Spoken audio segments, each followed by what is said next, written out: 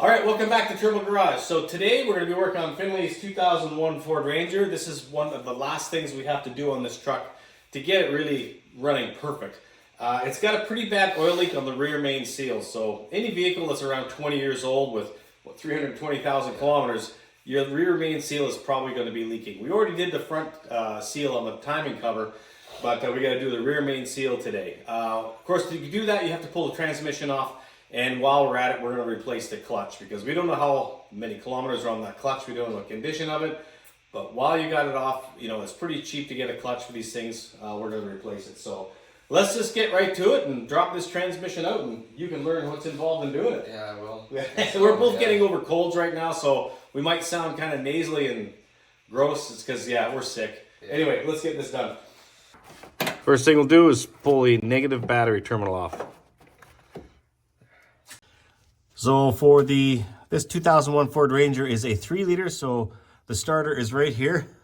I don't think I've ever seen a starter on a Ford vehicle so easy to get to. Thank you, Ford.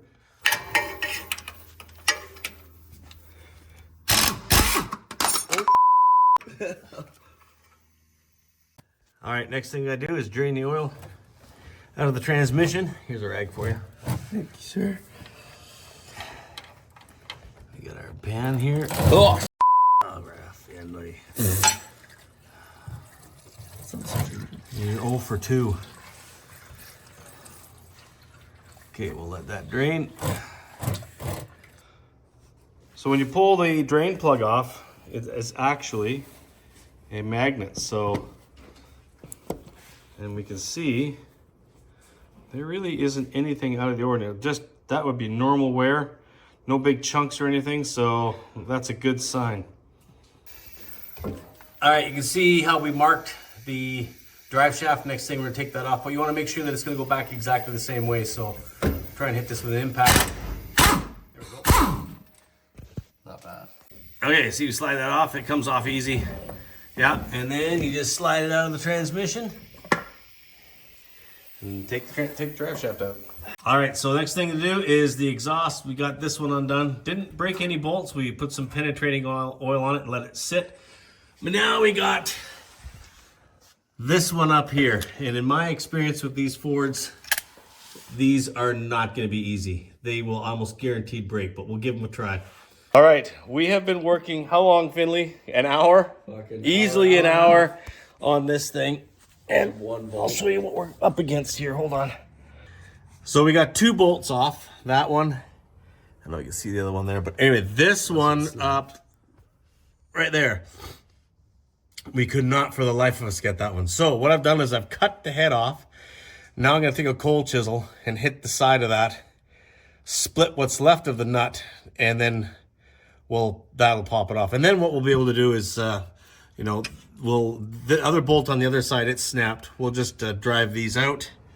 Right there, drive those out and put new bolts in. But if you're working on a Ford Ranger, 4 liters the same. These are a nightmare. I've never had fun doing these. I knew this would be the worst part of the whole thing, but we've been going at least an hour on this. So anyway, we'll just get this last bit done and pop this exhaust out. There you go. That is the hardest part. So this one snapped. This one I cut off. Whatever. This one I snapped. This one I cut off. And no, this one I cut off. This one we snapped, and this one's still in place. But I mean, now all you do is they're splined, so you just drive these bolts through, and then just buy new bolts and just put bolts in. Hex is on the back side. Really simple. Buy a new gasket, and we'll be good to go. This one. But now we're doing the rest of the exhaust. How fun is it, Finn? It's dirty. Yeah, it's dirty. Is what it is. Okay. I think Finn's got the rest of the exhaust. Oxygen sensors unplugged. Perfect. Get those on the way. The exhaust, doing this is got to be the worst job. So, but now with that off, we can see everything. So I've already pulled a few cross member bolts out, so now what we're gonna do is support the transmission with a jack, take the cross member off, and lower it down a bit so that we can start getting all the bolts off the bell housing. Okay, so we got the bolts out of the cross member here. 2 on the bottom on each end and 1 in the side. And now Finn's just gonna pry this out and it should just pop off. Can you get in there? Let's see. He doesn't want it to fall on him. No. There you go. I can prop him this side a bit. Yeah, please do it. Oh, wait.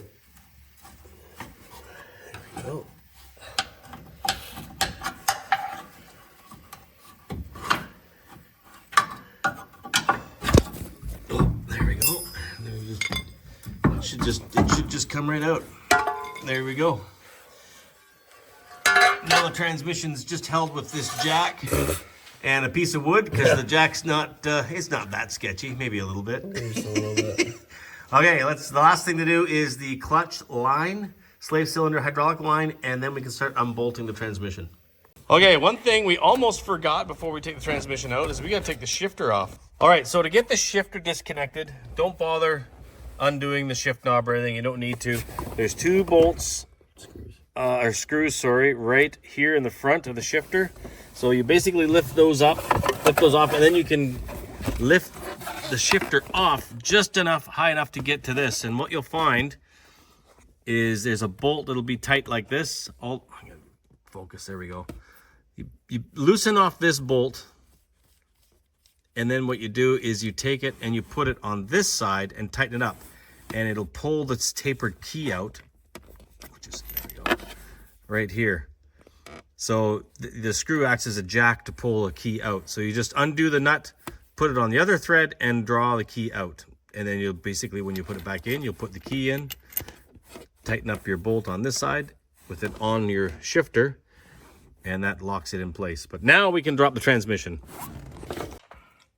We're just getting the last couple transmission bolts. That's, we have one more somewhere. But anyway, there's one more left, and the transmission is completely unbolted. As you see, we've got a block of wood holding it, which is a little sketchy, but we're just gonna basically manhandle this thing off. The 2 of us, we can just lift it off and lower it down. We'll live. Is that thing dripping oil on you? No, not yet. Yeah, it's Will be. So we got the last bolt we're gonna crack loose, and we'll have this transmission out of here. Already got the transmission out, and I've got some degreaser soaking in it there, and just gonna brush that away and just keep soaking it, rinse it out, and get it all cleaned up. And then we'll pull the slave cylinder out. Right in there, stupid Ford slave cylinder. And yeah, get things all cleaned up, then we gotta pull the clutch out and everything, and the flywheel, so that'll be tomorrow. Okay, so there's the inside. We're gonna go ahead and pull off the pressure plate, the flywheel, and the spacer plate there, and then that will expose the rear seal assembly. Okay, so here's the clutch, and as you can see, it is wore out. All the lines are pretty much gone, the grooves in the clutch material. Almost down to the rivets. And looking at this is not bad actually, but yeah. Good thing we're replacing this clutch. And we got the flywheel and clutch off, and you can see it is very goopy under there. That has been leaking, that seal, and probably around the oil pan a little bit too, to be honest. But let's pop this seal out. So part of the problem working on jack stands is it's really hard to film. But to get that rear seal out, get yourself one of these tools. You basically just drive it into the side of the pick carefully, or the seal carefully with the pick end here, with a hammer on the other end, and then you just pry it out. It messes up the seal, obviously. You can see where I poked it through there. But yeah, then you can pry it out, and we'll get the new one put in. So to get the seal on, basically all you do is, I went around the outside of the crankshaft here with some 400 grit just to clean it up a little bit, get the surface nice. Finley did a great job of cleaning everything, and then put some engine oil, clean engine oil around the outside so that it's a little bit of lubricity on there. Just slide your seal on with the open side of the lip seal to the engine, and then you're just gonna get a hammer out to tap this in now. Let's just go around and tap this in until it's, tap this in until it's right flush with the back of the block. All right, we've got the transmission all cleaned up inside the bell housing that. Next thing to do is go ahead and replace the slave cylinder with the new one. Normally, I would bench bleed this, but because this has a bleeder, some Ford slave cylinders do not, and you have to bench bleed them. This one has a bleeder, so I'm not too worried about it. We're just gonna go ahead and install it. It's just four 10 millimeter bolts in the back. No, actually, it's only two 10 millimeter bolts, and that goes on. I'm also going ahead and throwing a little bit of blue Loctite on the threads for the throwout bearing. You don't want that to come loose on you. So looking at the flywheel, normally I would get a flywheel resurfaced. This flywheel's not bad. I took a little bit of wet 240 grit and just kind of circularly went around it. There's a couple of hot spots around here, but it's not that bad. Unfortunately, because it's the weekend, the shops are closed, and if we take this in, it's going to be 3 or 4 days before they probably get to it. And we just don't have time. We got to get this thing back together. So we're going to be putting the flywheel back in as is. All right, just slip the flywheel on. Now, the bolt pattern is not symmetrical, so it'll only go one way. So you're going to want to rotate your flywheel until all the holes line up to the threaded holes in your crankshaft. It'll only go one way, so the orientation is important. Don't start one hole and work your way around, realize, oh no, these don't line up. They all got to line up only one way. Another note is this little spacer that goes behind. You can put, if you forget to do it, don't worry, you can slip it off and it will, I'll show you. It comes off behind the flywheel if you forgot. But I just, as a habit, always slip it on first, because there's nothing worse than putting a flywheel on, torque it down, and realize you forgot this spacer. I think most of them you can put in after, but it's just a habit that I have. But anyway, I'll go ahead and torque these on with some blue Loctite on the threads. Okay, so fast forward, got the Loctite on there, torqued them up to 60 foot-pounds in a crisscross pattern. And to hold it, what I did was take a little pry bar right in here like this, hold it against the bottom of the block and engage in a tooth, and then with the other hand, torque up the bolt. Not easy when you're on your back under a vehicle on jack stands, but you know what? You make it work. All right, getting the pressure plate torqued on. We've got the alignment tool in there that centered the disc nicely. And we're gonna tighten these up to 20 foot-pounds or 240 inch-pounds. So I got my little 3/8 torque wrench to tighten those up to 240 inch-pounds. All right, we got the transmission under there. We're gonna lift it up. I'm not gonna be able to get this on video. Just too much of a challenge, but we're gonna get this in. We're gonna use the jack with a block of wood. It's gonna be sketchy, but these things aren't super heavy. So with two of us doing it, we should be able to get it in. Yeah, all right, so that actually, what do you think, Finn? It wasn't too bad. It's a little, with two people, actually made it a lot easier. I usually do it by myself. I don't know how. I don't think I could with my bad shoulder, but now that that's up, bolted up tight, the next thing we'll do is go ahead and put the cross member on, and that'll hold the back of the transmission, and we can take the jack off. So let's go ahead, throw it up there, Finn.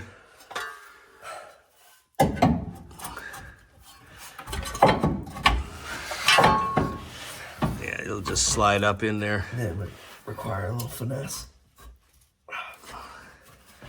Usually it needs a bit of a hammer. What Yeah. we'll do is we'll put the nuts on the bottom of the transmission to hold that up, the big nuts, and then we'll just bang that in with a hammer. All right, we got the cross member all on, bolted up tight. Now we're going ahead and putting the drive shaft on. We got our marks lined up for when we took it apart, so that's good. So we'll go ahead and hammer that on, and then I guess the next thing we have to do is tackle the exhaust. Hooking up the wires. Yep, that one goes there. And you can see where the wire harness slides in, those two little clips. Okay, got the harness on. So one thing I forgot to mention was how to disconnect the hydraulic line. Basically, this little collar that's on here, you got to push that collar in, which releases all the little fingers in here, and then you can pull it out. Because normally when you see it, it'll be like this.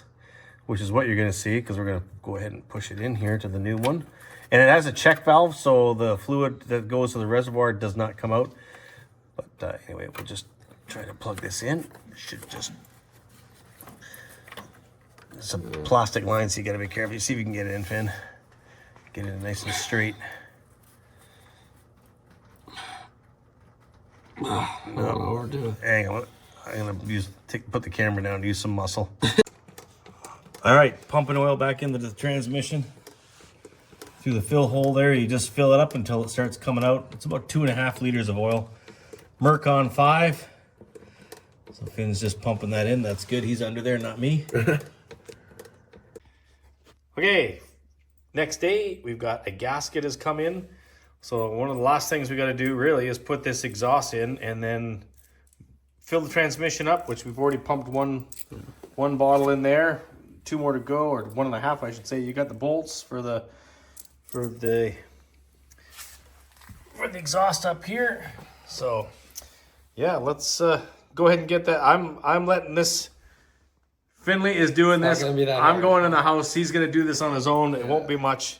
Fill this up with oil and put that on. Okay, so we've got the exhaust in. Filled the transmission, or Finley filled the transmission up with about 2.5 liters of oil. And we put a vacuum on and vacuum bled the slave cylinder. The clutch is better. You can get it in gear, but there still seems to be either air in there or the master cylinder is not working right. I was thinking about getting a master cylinder, as well as where the hose goes, it quick connects onto the slave cylinder. We're getting a bit of weepage there. It just looks like it might be weeping a bit of oil. So if oil's weeping out, air could be getting in. So I think we're going to be changing that master cylinder, which does not look like a lot of fun because it's just a lot of stuff in the firewall in the way. So we actually might have another video coming out on this truck after all. Thought we'd be done, but it definitely is better. Yeah, it's better. Yeah, you can get it in gear. Yeah, but for Finley, I mean, this is the first time he's ever been involved in taking out a transmission and doing a clutch, so you learned quite a bit. Yeah. It was not just watching, a lot of hands-on. Yeah, actually, he did most of the heavy lifting. I got a bad shoulder, so. Now I got a bad shoulder. Yeah, so anyway, that was, for probably more entertainment than anything because we didn't get a lot on camera. It's really hard to film when you're underneath the truck. It's just awkward. I can't get my camera tripod or anything down there, so it is what it is. Hopefully you guys got something out of it, and yeah, master cylinder being most of it's up top. We'll probably get into that, and that'll be better. So, but anyway, that's probably it for now. Thanks a lot for watching. Hey, I'm up over 2,000 subscribers. I think I checked the other day. I'm at 2,002. So, awesome. For those of you who subscribe, that's great. But if those of you who have not, hey, why don't you do it? It's fun. Consider subscribing. Yeah, you'll know when the next video comes out. Anyway, thanks a lot for watching, and have yourself a great day.